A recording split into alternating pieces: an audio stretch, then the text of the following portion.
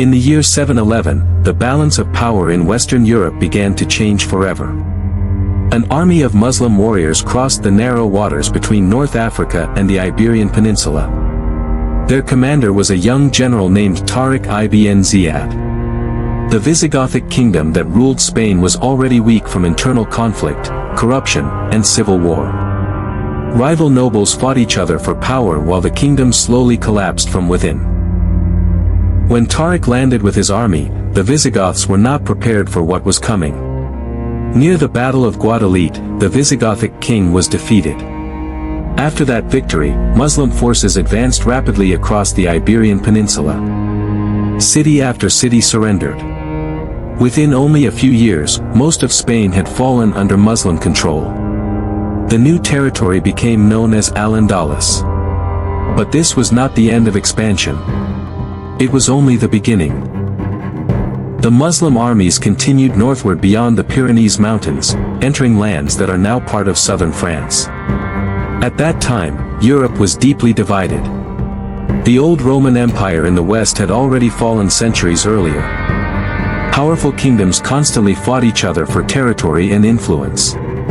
Among these kingdoms, one rising force was beginning to dominate. The Franks.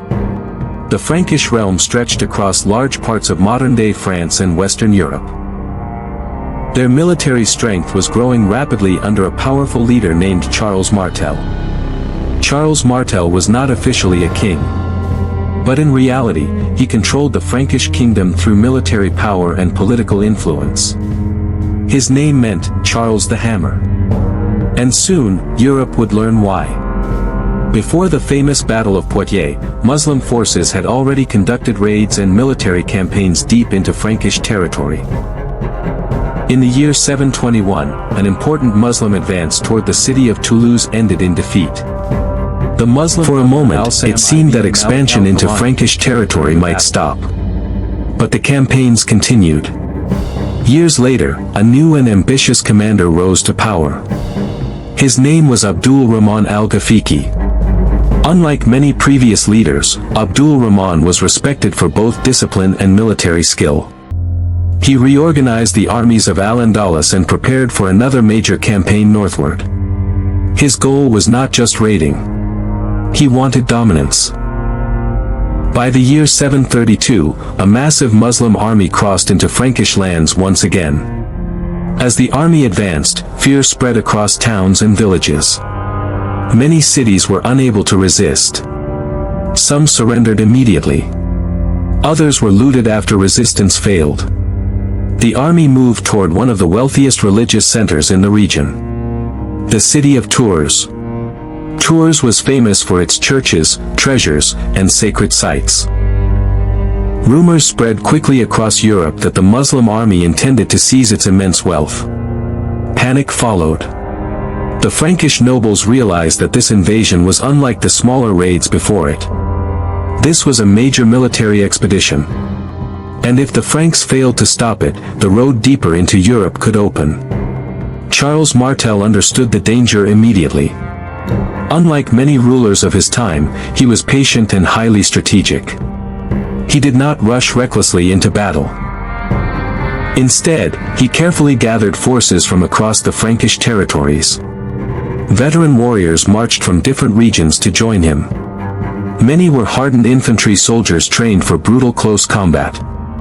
Unlike the Muslim armies, which relied heavily on fast-moving cavalry, the Frankish army specialized in disciplined defensive formations. Charles knew his army was different. He also knew that one mistake could destroy everything. The Muslim forces were experienced, mobile, and confident after years of successful campaigns. Their cavalry had overwhelmed many enemies before. But Charles planned to fight in a way that would remove their advantage. As both armies moved closer, tension grew across the region. Villagers abandoned homes. Monasteries prayed for survival. Messengers rode across kingdoms carrying news of the approaching armies. Europe stood on edge. Some later historians would describe the coming battle as one of the most important turning points in European history. But at that moment, nobody knew how the conflict would end. The battlefield itself was located somewhere between the cities of Tours and Poitiers in modern-day France. The exact location remains uncertain even today. What is certain is that two powerful worlds were about to collide. One represented the expanding Umayyad sphere that stretched from Spain across North Africa and into the Middle East. The other represented the growing military power of the Franks. For several days, neither side attacked immediately. The armies observed each other carefully. Abdul Rahman studied the Frankish formations. Charles Martel studied the Muslim cavalry. Both commanders understood the stakes. The weather was cold. This created difficulties for soldiers from Al-Andalus who were more accustomed to warmer climates. Charles may have intentionally chosen the battlefield because of its terrain and defensive advantages. Forested areas and uneven ground reduced the effectiveness of cavalry charges. The Frankish army formed dense defensive lines, standing shoulder to shoulder. Their soldiers carried shields, spears, swords, and axes. They waited silently. The Muslim army likely outnumbered them. Many of its warriors were experienced cavalrymen who had fought across multiple regions. Their speed and mobility had shattered enemy armies before. Confidence remained high inside their camp. But Charles refused to move. He forced the enemy to attack on his terms. Days passed in silence and tension. Neither side wanted to make the first fatal mistake. Then finally, battle became unavoidable. The clash that followed would echo through history for centuries. And Europe would never be the same again. As dawn broke over the cold fields between Tours and Poitiers, both armies prepared for war. Mist covered the landscape. The air was silent except for the sounds of armor, horses, and distant commands. Thousands of soldiers stood waiting for the signal that would decide their fate. On one side stood the army of the Franks under Charles Martel. His men were heavily armed infantry soldiers. Most carried shields and long weapons designed for brutal close combat. They formed a massive defensive block on elevated ground surrounded by forests and rough terrain. Charles had chosen the battlefield carefully. He wanted to neutralize the speed and power of the Muslim cavalry. His soldiers stood tightly packed together like a solid wall. Discipline was everything. No movement. No panic. No retreat. On the opposite side stood the forces of Abdul Rahman Al Ghafiqi. The Muslim army was feared across Europe. For years, their campaigns had destroyed kingdoms and defeated powerful enemies. Their cavalry was fast, deadly, and highly experienced. Many believed no European army could withstand them in open battle. But this battlefield was different. The forests and uneven ground limited large cavalry maneuvers. Still, Abdul Rahman remained confident. His army had overcome difficult situations before. Now he faced an enemy unlike any other. The Franks did not rush forward. They waited in complete silence.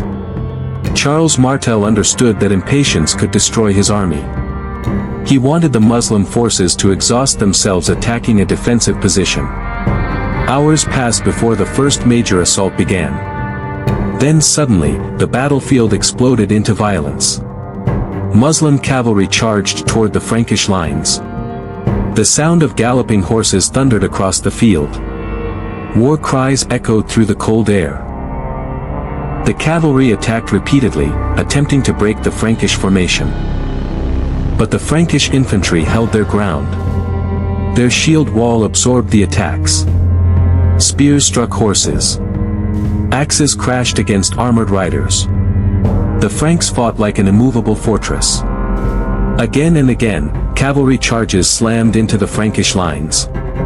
Again and again, the Franks refused to collapse. The battle became savage. Bodies covered the battlefield. Horses screamed in pain. Steel clashed endlessly. The Muslim army attempted to create openings in the Frankish formation, but Charles Martel's soldiers remained disciplined. This discipline shocked many attackers. Most armies of the time would eventually panic under repeated cavalry assaults. But the Franks stayed together. Charles Martel moved across his lines encouraging his soldiers. He knew survival depended on maintaining formation. If the line broke, the cavalry could surround and destroy them. Meanwhile, Abdul Rahman searched for weaknesses. He understood that a prolonged battle favored the Franks. The cold weather and difficult terrain reduced his army's greatest advantages. Still, the Muslim forces continued pressing forward. At several moments, parts of the Frankish line appeared close to breaking. But each time, the soldiers closed ranks again. The battle lasted for hours. Neither side gained a decisive advantage. Then confusion began spreading across the Muslim camp. According to historical accounts, rumors spread that Frankish forces were attacking the Muslim camp and seizing loot gathered during the campaign. Some Muslim soldiers turned away from the battlefield to protect the camp and their supplies. This created disorder during a critical moment. Communication across medieval battlefields was already extremely difficult. Now chaos increased. Abdul Rahman realized the danger immediately. He attempted to restore order and regroup his forces. But confusion spread rapidly. During the fighting, Abdul Rahman himself entered the battle directly. Some accounts suggest he tried to stop retreating soldiers and reorganize the attack. Then disaster struck. The Umayyad commander was killed during the battle. His death changed everything. Without central leadership, coordination inside the Muslim army collapsed. Nightfall approached as confusion spread further across the battlefield. The Frankish army still held its defensive position. Charles Martel refused to pursue recklessly into the darkness. He feared a trap. Instead, the Franks maintained formation through the night, waiting for another assault at dawn. But when morning arrived, something unexpected happened. The Muslim army was gone. During the night, the surviving forces had withdrawn southward. The battlefield was abandoned. The Battle of Poitiers was over. The Franks had survived. Charles Martel had achieved victory against one of the most feared military forces of the age. Across Europe, news of the battle spread rapidly. Many Christians viewed the victory as a miraculous defense of Western Europe. Charles Martel's reputation exploded. He became known as the savior of the Frankish realm. His military prestige grew enormously after the battle. For the Muslim world, the defeat marked a major setback in expansion north of the Pyrenees. Although Muslim territories in Spain remained powerful for centuries, large-scale expansion deeper into Frankish territory slowed significantly after Poitiers. Historians still debate the true long-term importance of the battle. Some believe it stopped Islamic expansion into Western Europe. Others argue its significance was exaggerated by later writers. But there is no doubt that the battle became legendary. Over time, Charles Martel transformed into a symbol of resistance and military strength. His victory also strengthened the future Carolingian dynasty. That dynasty would later produce one of Europe's most famous rulers, Charlemagne. The consequences of Poitiers would shape European history for generations. But the battle itself remained brutal, bloody, and uncertain until the very end. Victory had not come easily. Thousands died on the battlefield. Both armies suffered enormous losses. And the clash between these two worlds left scars that history would remember forever. Yet even centuries later, many mysteries about the battle remain unanswered. The exact number of soldiers is still unknown. The precise battlefield location remains uncertain. And historians continue debating what truly happened during those violent hours in the year 732. But one fact remains undeniable. On that cold battlefield between Tours and Poitiers, history changed course. After the Battle of Poitiers ended, the battlefield fell silent. The dead covered the cold ground between Tours and Poitiers. Broken weapons, abandoned armor, and fallen horses remained scattered across the fields. One of the most important battles of the early medieval world was over. But its consequences were only beginning. The surviving Muslim forces retreated south across the Pyrenees Mountains back toward Al-Andalus. Although Muslim rule in Spain remained powerful for centuries, the dream of major expansion deep into Frankish territory had suffered a devastating setback. For the Franks, the victory transformed everything. Charles Martel returned as a legendary figure. Across Europe, stories of his victory spread rapidly. Many saw him as the defender of Christian Europe. Church leaders praised him. Frankish nobles respected him even more. His military authority became almost unquestionable. The nickname, the Hammer, gained even greater meaning after Poitiers. Charles Martel had shattered one of the strongest military forces of the era. But his success was not based only on courage, it was strategy, discipline, patience, and understanding the battlefield better than his enemy. Unlike many rulers who rushed into reckless attacks, Charles forced the battle to happen on his own terms. He chose defensive terrain. He used heavily armed infantry against fast cavalry. And most importantly, he maintained discipline under enormous pressure. Those decisions changed history. The victory also strengthened the future of the Carolingian dynasty. Charles Martel's family would rise to dominate Europe. His son, Pepin the Short, later became king of the Franks. Then came his grandson, Charlemagne. Charlemagne would build one of the greatest empires in medieval Europe. He expanded Frankish power across huge territories and was eventually crowned emperor in the year 800. Without Charles Martel's victory at Poitiers, the rise of Charlemagne might never have happened. That is why many historians view the battle as a turning point in European civilization. However, history is rarely simple. Modern historians continue debating the true significance of the battle. Some older historians described Poitiers as the moment Europe was saved from Islamic conquest. They claimed that if Charles Martel had lost, all of Western Europe might have fallen under Muslim rule. But many modern scholars believe this interpretation is exaggerated. They argue that the Muslim army may have been conducting a large raid rather than planning full conquest of Europe. Others point out that maintaining control over distant territories north of the Pyrenees would have been extremely difficult. There are also debates about the size of the armies. Medieval writers often exaggerated numbers dramatically. Some ancient sources claimed hundreds of thousands fought at Poitiers. Modern historians believe the actual numbers were far smaller. But regardless of exact troop numbers, the psychological impact of the battle was enormous. For Christian Europe, Poitiers became a symbol of survival and resistance. For the Muslim world, it marked the limit of major expansion into Frankish lands. The battle eventually entered legend. Stories about Charles Martel grew larger with every generation. Some accounts portrayed him almost like a mythical warrior chosen to defend Europe itself. But reality was more complex. The world of the 8th century was not divided into simple heroes and villains.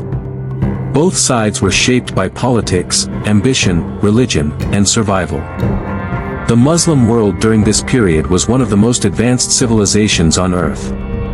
The Umayyad Caliphate stretched across vast territories from the Middle East to North Africa and Spain. Its cities were centers of science, trade, mathematics, architecture, and learning. Meanwhile, much of Western Europe was still fragmented after the collapse of the Western Roman Empire.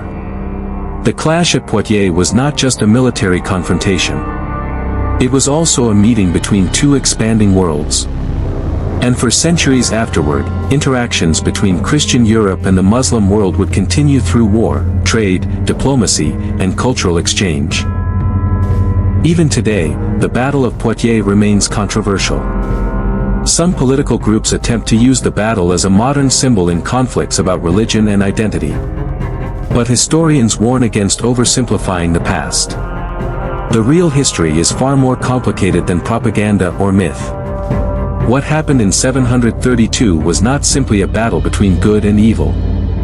It was a brutal struggle for power during a violent age. And like many turning points in history, the outcome depended on leadership, terrain, discipline, timing, and human decisions. The exact battlefield location is still debated even today. Archaeologists and historians continue searching for evidence. Very few physical traces remain from the battle. Most knowledge comes from medieval chronicles written years after the event. Some accounts contradict each other. Others contain exaggerations and political bias. This uncertainty only adds to the mystery surrounding Poitiers. But despite the unanswered questions, the battle's legacy survived through centuries. Charles Martel became one of the foundational figures of medieval Europe. His victory helped shape the future of the Frankish kingdom. That kingdom later evolved into powerful European states that influenced world history for centuries. Meanwhile, Al-Andalus continued flourishing in Spain. Muslim Spain became famous for its architecture, scholarship, medicine, philosophy, and culture. Cities like Córdoba became among the most advanced centers of learning in the medieval world. So while Poitiers marked a military victory for the Franks, it did not end the influence of the Muslim world in Europe. That influence remained powerful for hundreds of years. The story of Poitiers is ultimately the story of a world in transition. Empires rising. Kingdoms colliding. Civilizations expanding. And leaders making decisions that would echo across history.